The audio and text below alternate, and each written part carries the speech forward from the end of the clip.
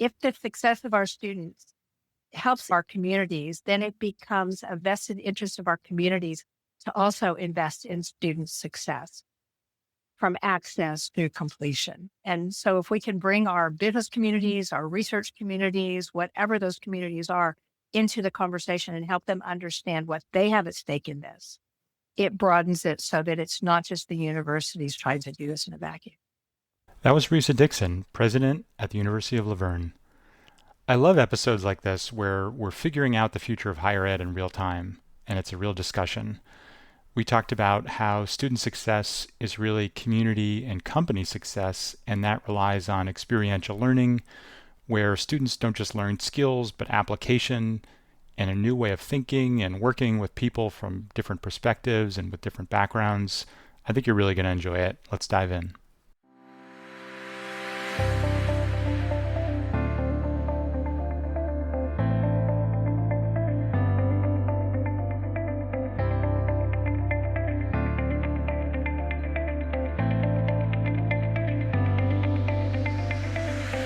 Welcome to the Connected College podcast. I'm your host, Elliot Felix. I've helped more than 100 colleges and universities change what they offer, how they operate, and how they're organized to enable student success. And if you're a leader in higher ed and you think that the silos and separations get in the way of student success, then this podcast and my book, The Connected College, are for you. We're here to learn and work together to bust silos, question tradition, and forge partnerships so that students feel connected to their college, their community, their coursework, and their careers. Welcome, Risa. I'm so excited Thank for our you. conversation about how students can learn to think so they're prepared for the workforce of the future. Great. Thank you. I appreciate being here. I think a great place to get started is to learn how you did. Tell us a little bit about your experience in higher ed and what you're up to today. So I started my first assistant professor job in 1991 at Cal State San Bernardino, and I spent 24 years there. In the year about 2000, I became department chair, and I realized that from a higher vantage point, I had more opportunity to help more people. And as I moved into the dean's office, and then I became the assistant to the president for a number of years, at every level, I realized I really had a greater ability to help more students. And it became very exciting for me. Then I moved to the University of Hawaii, where I was the chief academic officer for the state system for all 10 campuses. And then in about 2018, I started doing consulting work, and I was able to move to a couple of different institutions. Now I'm at the University of La Verne serving as the president, which is a very exciting place to be. The interesting thing about me is I have had experience in small privates and large publics at the system level, D1 schools, D2 schools, D3 schools. So I have a lot of experiences to draw from. But through the years, I've become very involved with student success work. I've worked with a number of organizations nationally on student success, and it's really, I think, what we're doing for our students and for our culture is ensuring that our students are successful. Right before we hit record, you said, I truly believe that we're creating the future of higher ed right now. I would love to hear a little bit more about that. What do you mean by that? I do. And that's what informs my understanding of student success. I believe really we're in a very hard pivot. Our students think differently than when you and I were in school. They think differently than when my own children were in school. Technology has changed how they learn. I've recently had conversations with superintendents of school districts who told me they don't really know what the future of education looks like for them. It will not be completely online. It will not be completely face to face, but yet we are headed into a multimodal form of educating our students. So that's a key piece. How we educate our students is changing, and we have to be working with K-12 to understand what our students need when they come to us.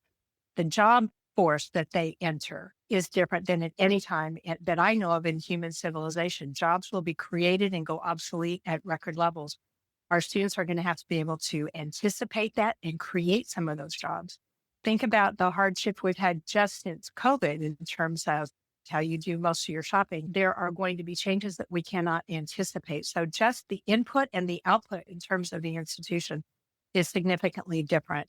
And then if you look at how we do things and what we're training our students to do, one of the things I also said to you is that any skill we teach our students is likely to be obsolete by the time they hit the workforce. So we need to really teach our students how to think so that they can make connections see trends, anticipate, and create as they move forward. So I really believe we are creating the future of higher ed. Add to that, that the birth rates have gone down. We are never again in our lifetimes going to have the numbers of students on our campuses. There are plenty of campuses that are going to try to get back, but with very few exceptions, that's not who we're educating anymore. So who are the educators? What do they need? What does it look like? Many of us are going to be pivoting into some college no degree. We're going to be pivoting into stackable credentials. Lifelong learning really, I think, is coming into what we always expected it might be. But if the birth rate has gone down and you cannot recruit students who are not born, that generation is having even fewer students. I think the way we thought about higher ed and the role of higher ed in our communities also has to shift. So those are some of the key places that I see that are very different than anything we've really thought about in our lifetimes. So, given that the demographic change, the technology change, the workforce of the future changing, the workplace of the future changing, how do you define student success? What is this way of thinking that you think positions students to be successful into the future?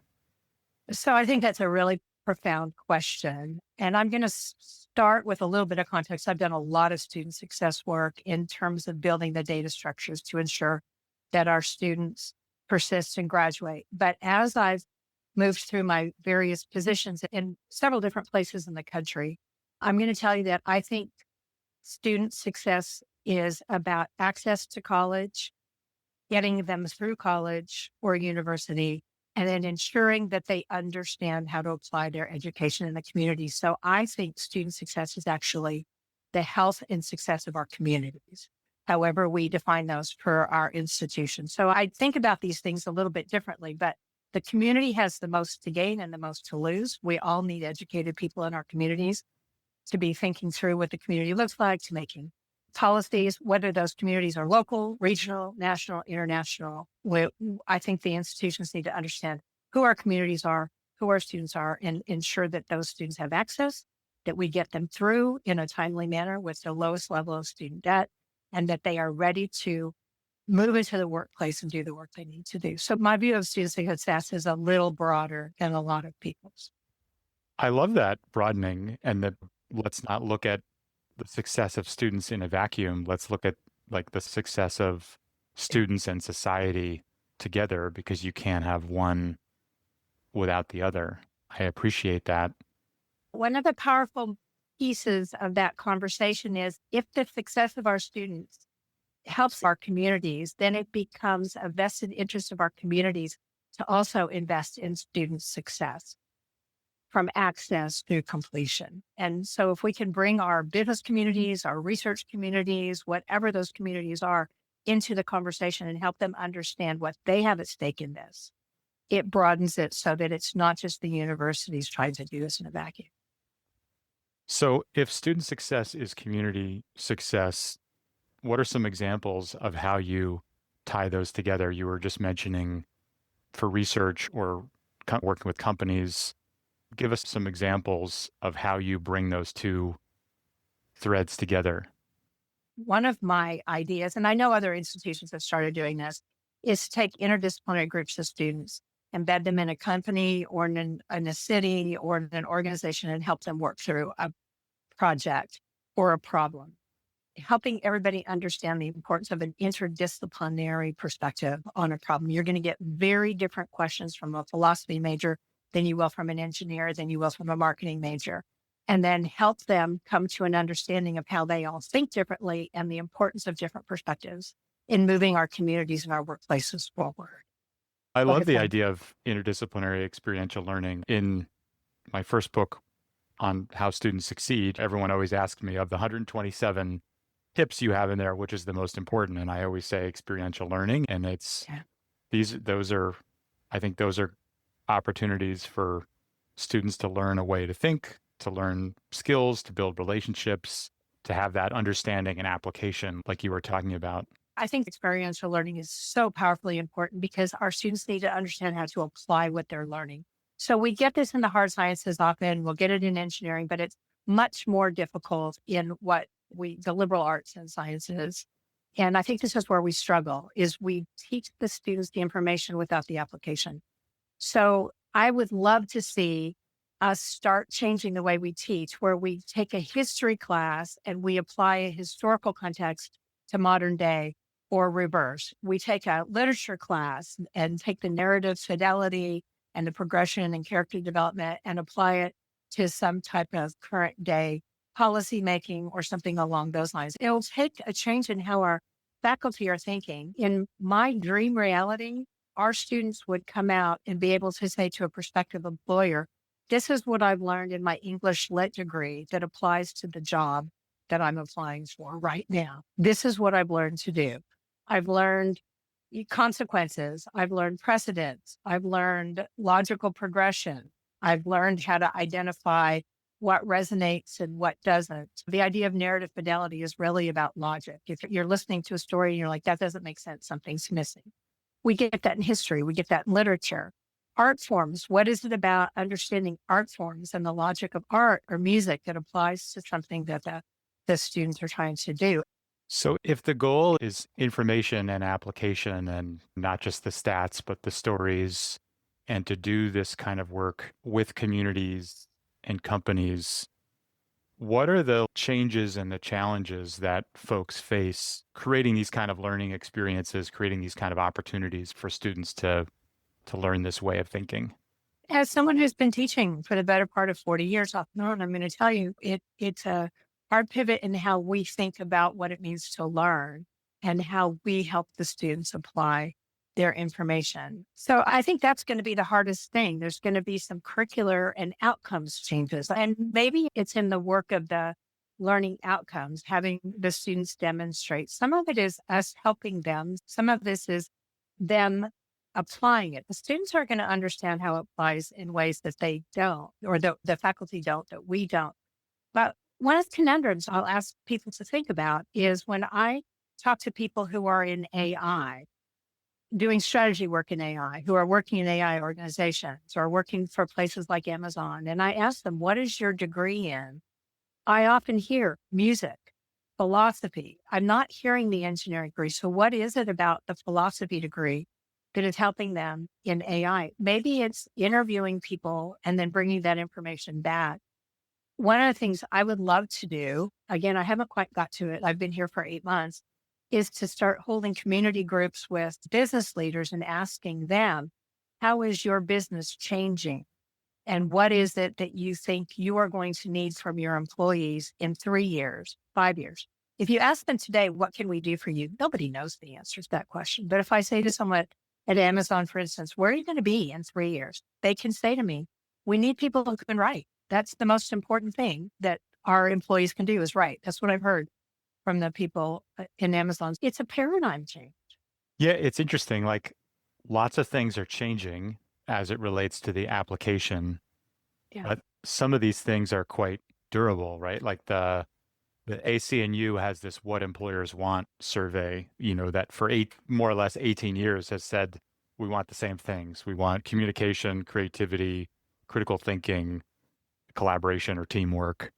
But the way you communicate, right, how you write, whatever it might be, that application of it is changing.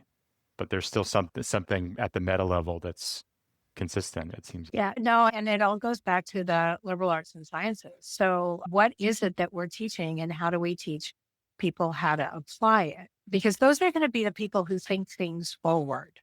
A skill does not help you think things forward. It teaches you how to do something. But when your industry changes or a job needs to be created or what you're doing doesn't work anymore. So the example I give often, I'm going to really date myself here, is I did engineering work back in the day. I didn't have a degree, but I worked on a drafting board for a long time. I would draw a picture on the drafting board and I would hand it to a guy in a machine shop. It was always a guy. There were no women in machine shops back then. Neither one of those jobs exists anymore. They haven't existed for a very long time. And I watched, maybe that's one of the reasons I have such strange feelings. I watched that pivot in the early to mid 80s where there were people who moved with it and other people who found themselves unemployed because they didn't know how to move from a machine shop standing in front of a lathe to programming spatial relations into a computer. They didn't understand how to move from drawing on a drawing board to working with CAD/CAM back then is when it was. So we're in another hard pivot like that. And people will be left behind. And I'm not the first person saying this if we don't teach them how to think forward. And the things we need to change to do that, is that moving from grades to portfolios and seat time to competencies? Is it those kinds of things? Like what are we going to have to change in order to pivot and to create these new sorts of learning experiences? So I don't think there's a clean answer. I think that's going to depend on the population you're educating, and it's going to depend on the communities in Back to which the those students community, are going to right? go. I really do. I think this is going to be so community dependent in terms of where do those students go. So if a student has been well educated or they're very smart, they get into a research school at university and they're going to do research in their lives, the skills and the aptitudes and the learning outcomes from that student are going to be very different than a local student who wants to stay in their community and start a business or work for a business.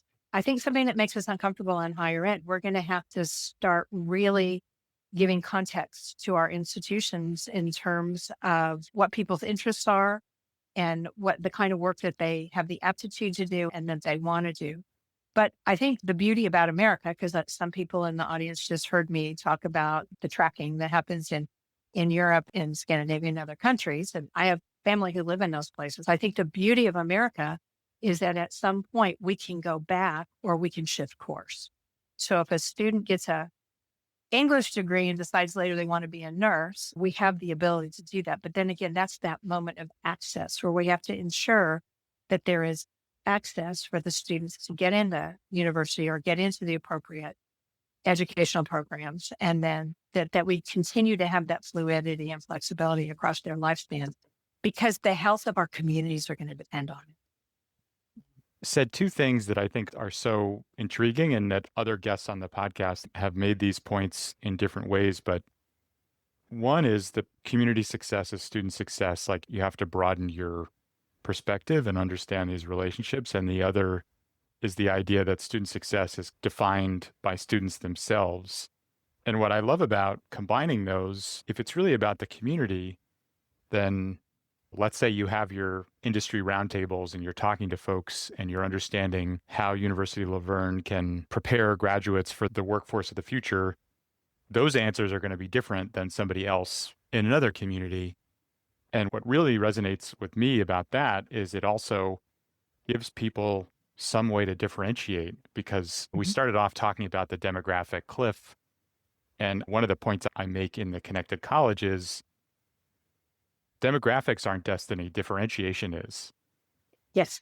And if you're knit tightly in with the community groups, with the companies in your surroundings, that gives you a way to both be helpful, to be responsive, to partner, but also to differentiate and to do something that, that other folks can't in your own way.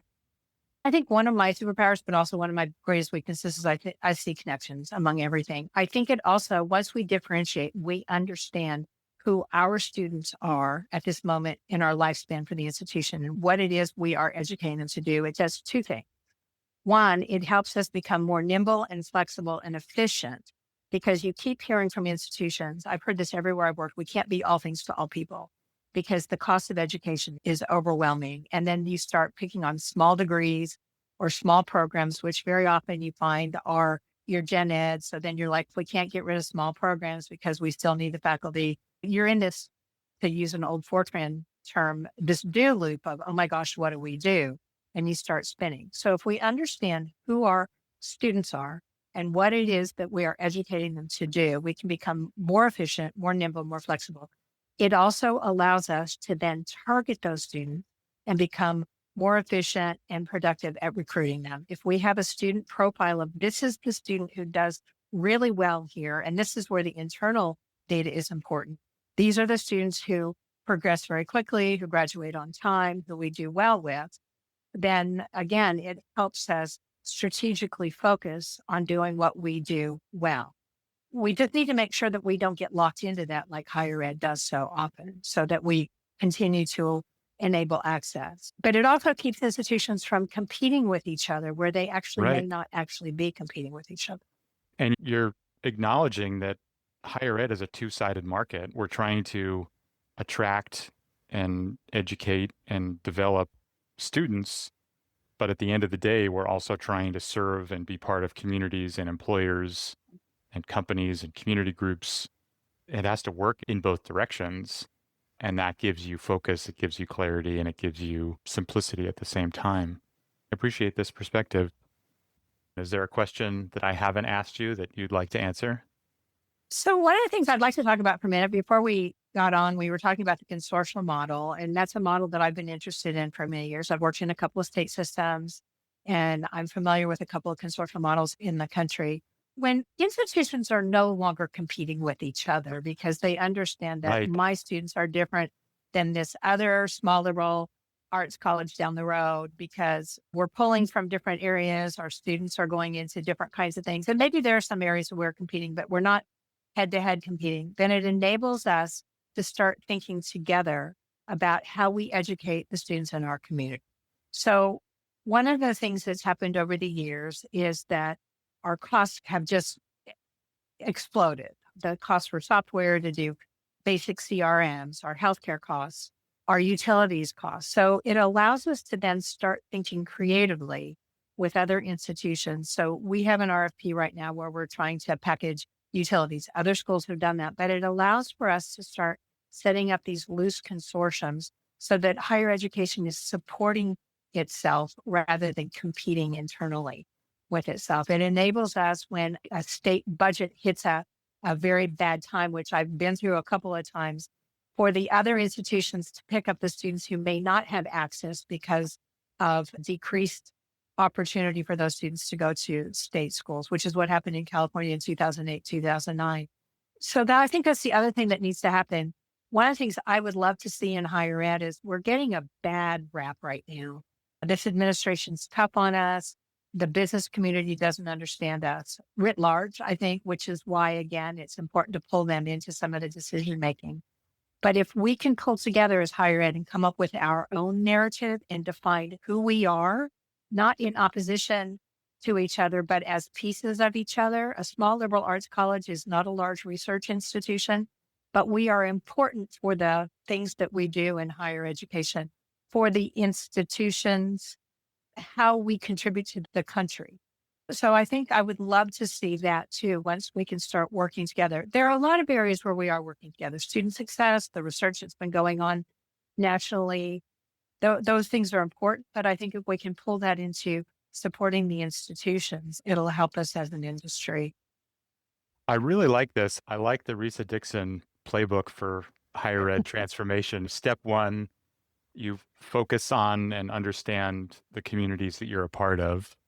Step two, you develop academic programs that help students contribute to those communities and learn not just information, but application through experiential learning and other things. And then in doing so, that gives you a way of differentiating yourself while playing this important role in these communities. And that also enables you to collaborate with consortia and other partners because now you're not competing for the same students or the same resources, but you can work together for the greater good. And then step five, you tell better stories about all this so people recognize the value and you get the flywheel turning so they're seeing the value you're adding to the companies, the communities. Success breeds more of it. I love it. You summed up what I'm thinking about. So that's why I think we're in a hard pivot and we are literally creating the future of higher education. One of the other things I just want to say that I think is sometimes important when I've met with business leaders and I ask them, what do you need? I'll hear nurses. Of course, they need nurses. What else do you need? Because right now we're working on nursing programs and those kinds of things. Now that you mention it, I can't get enough data analytics people. I don't have enough HR people. So there are always the other things that are behind the urgency that we still need to be putting out who can do that work too. So all of a sudden, data analytics for healthcare, I can do that. I can do that in a semester. Nursing is going to take me 2 years to get a program. So what else is there that we can be educating students to do or working with companies to develop the aptitudes. I don't like the term skills because you've heard me say that I think any skills we teach are going to be obsolete. Data analytics is not a skill, it's a way of thinking. So what is it we could be teaching in the meantime that continue to support these organizations and support our community while we gear up for some of the more urgent needs, like that take longer, nurses and engineers and those kinds of things. This is an exciting future, and I'm excited to be part of it. And I'm sure Me your too. students and faculty and staff and corporate and community partners are too. And really appreciate your ideas and insights today. Thank you. Thank you. I always love talking about it. Thanks for listening to the Connected College podcast. Subscribe to my Connected College newsletter at elliottfelix.com for insights and excerpts from my upcoming book, tools you can download, and special offers. You can also find more information about talks I've given, articles I've written, and upcoming events there. And please support the podcast by rating and reviewing it wherever you're listening. Let's create connected colleges where students will succeed.